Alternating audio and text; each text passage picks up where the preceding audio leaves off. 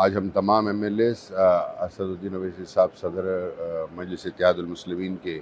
और बाहिसियत रुकन पार्लियामेंट के उनके लेटर हेड के ऊपर कंप्लेन लेकर यहाँ पर कमिश्नर पुलिस से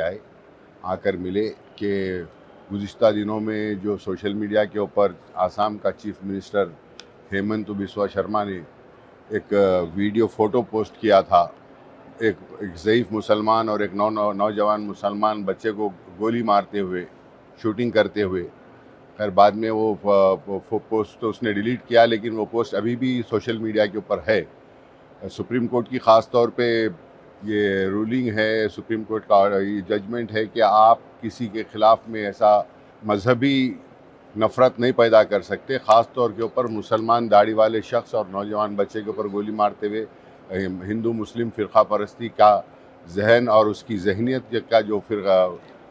जो हाल है आसाम के CM का, उस ताल्लुक़ से उन्होंने जो ये हरकत की थी उसके ऊपर हमने आकर कमिश्नर साहब को कंप्लेन दिया है असद साहब के लेटर हेड के ऊपर, और कमिश्नर साहब ने तयख़ुन दिया